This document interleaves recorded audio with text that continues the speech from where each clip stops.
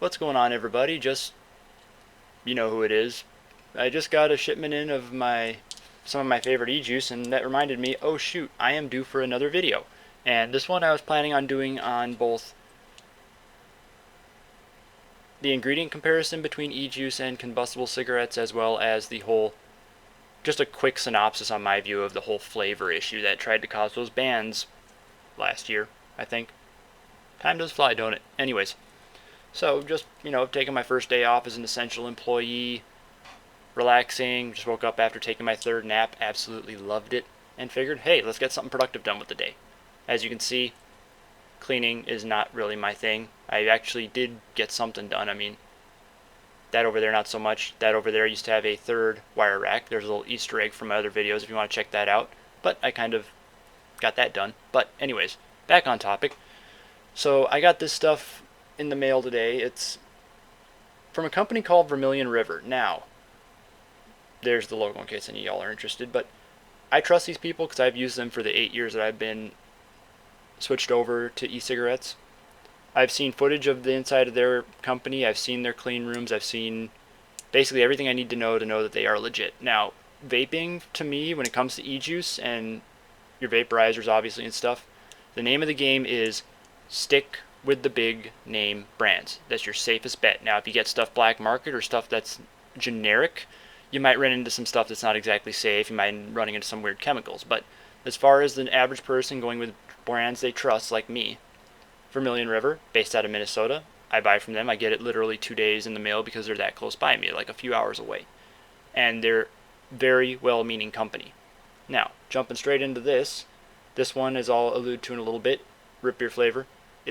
Each bottle has a nicotine milligram count right there normally, or somewhere where it gives you the amounts. This is supposed to be 10, but those knuckleheads shipped me a 0, which I'll make it work. I got some liquid nicotine I can doctor it up with. But the ingredients here, and I will list them very quick because, oh man, this is a huge list.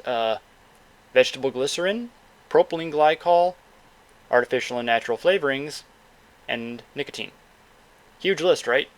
Now, if you were to find an ingredient list on cigarettes, that would be, take a post-it note, stick it to another post-it note, stick it to another post-it note, there's your ingredient list. And in probably size 6 font front to back. Because they have so much stuff in them. Now, if you look at this, let's see, all those online hype sites. Oh yeah, e-juice has heavy metals or metal particulates in it. Well, let's see. Metal particulates? No. Heavy metals? Mm-mm. Let's see, how about carcinogenic compounds or cancer-causing chemicals for those that hate big words? Still nothing. How about liquid death? Oh, I love that webpage. That was a real funny bone jerker. Liquid death? Please. Nope. None of the stuff that those videos have touted that have caused the sheeple to curse out e-juice and vaping is contained in this juice. Now, some of you that are watching this and still skeptical might be like, well, that's just one brand. What does that mean? Well, I've got about 3 other e-juice brands in here, and my first 2 takes of the video I didn't bother, but I'm just going to pull one out here because, hey, might as well prove to you that those 4 ingredients that I just read, that's it. Let's see, we've got, Evo, which is by the Halo Juice Company. Very, very common name brand. Very affordable e-juice. What does this say it has in it? Ingredients, propylene glycol, vegetable glycerin, flavoring, and nicotine. In very, very, very tiny print in comparison. But yes, only difference of that one is I think I ordered higher ratio because all e-juice is comprised of basically the 2 glycols, which help determine how thick the juice is, and that either leads to how much flavor you get or how much clouds you get. PG-VG in a 50-50 ratio, which is propylene glycol and vegetable glycol, by the way, is usually what most juices come out as, because that is a good mixture of flavor as well as enough vapor to imitate or a little bit pass up what a standard cigarette would put out, so it kind of helps with the placebo effect. PG, if you go with an all PG one, you'll end up with a lot stronger flavor. with less vapor as a side product. Now, they do make full VG, which is very, very, very light on the flavor, but huge on the clouds. Now, some people, that's one of the things they like that they use for their placebo, is they like to be able to emit a bunch of clouds. I'm okay with that version. Now, the idiots that order all VG juice because they were never addicted to smoking or nicotine, they just wanted to cloud chase, as they call it. I don't like those guys. I want to say a curse word explicative string right here, but those are the idiots that should never have been allowed to touch a bottle of e-juice in their life. Never had an addiction, not using it as a tool it was made for. All they do is sit there and go, "Oh, look, I'm a dragon." They're idiots. Those are the dumbasses that help give this a bad name. Now, moving on to the whole flavor thing about it. Well, I should also note this. Some people might be freaking out about propylene glycol because it does sound man-made. Newsflash, it is man-made, but you can find it in everything from car antifreeze to gummy bears, for God's sake. So it's a multi-use compound. It's not one of the ones that makes antifreeze poisonous, mind you.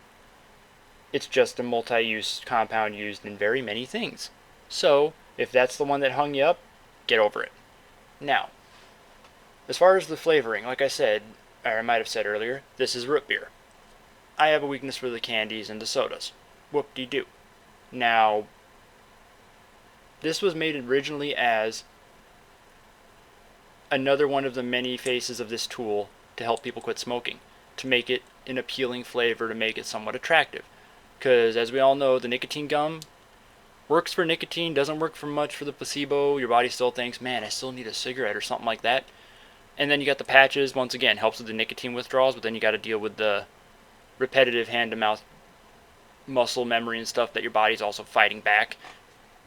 There's many reasons why the other alternative forms of quitting, the the patches, the gum, why they haven't had that high of a success rate. And that's because e-cigarettes more or less mimic the act of smoking as well as the nicotine intake, which is great, especially given the fact that it's 95% less harmful. And I will continue to quote that until the end of this series, so if you're getting sick of it, sorry, it's just that great of a fact. Now, this was not meant to market to children. Now, granted, as there are with, car salesmen and insurance and salesmen, all sorts of stuff in the world that's meant to do good, there's always one or two people that are into that field, in this case, the manufacturing of e-juice or whatnot, or vaping supplies. There's always one or two people that are in this strictly to make a buck, and they don't care who they hurt. Those are the two sickos, or sicko, however many there were, that basically gave this a bad name by marketing to children. I believe they were involved with a major brand of disposable e-cigarette. I'm not going to name the name for copyright reasons. I'll just say it starts with a J and rhymes with tool. But there's a lawsuit against them, so they'll get theirs. But the point being is, this was meant for adults. And one of the reasons is, when they first started this stuff, obviously the first flavor they tried to imitate was, okay, we're trying to make a safer version of smoking. Let's try to imitate the flavor of tobacco. Roaring dumpster fire. Any flavor of tobacco that I have tried, or tobacco imitator, tastes beyond words horrible. Like, if I had to make a guess at what somebody's rear end tasted like, it would be that flavor for sure. Now, if I'm wrong and they've actually have a company that's managed to perfectly mimic the tobacco flavor of a cigarette, please post it down below, because there's some people that might need that to help complete the placebo effect of using an e-cigarette. And you would be helping a lot of people out. So if you know that, please throw that in the comments down below. Now, as far as that goes, they couldn't mimic the tobacco, so what did they go with? Well, let's try everyday stuff that people usually have affixed to or enjoy the flavor of. Like, some people are Mountain Dew freaks. There are actually Mountain Dew imitating flavors out there that taste like you're literally sucking on a Mountain Dew. Works great for people that are literally addicted to that soda. Same thing with different candies. If you're a chocolate nut, they have some chocolate ones. Acquired taste a little bit, but it depends. Everybody's palate's different. That's why I also have 3 different flavor or brands of e-juice, more or less, is because each one does the flavor a little different. Some have a better version of, say, grape flavor. Some have a not so great grape flavor. It's just really brand preference. Anybody who gets into this will understand. But that's basically all I got for you. if you have any questions about, the success rate for this compared to the other forms of quitting, please check out my other videos for the links below. The UK page has a lot of good stuff on it. You know who it is. I'll see you next time.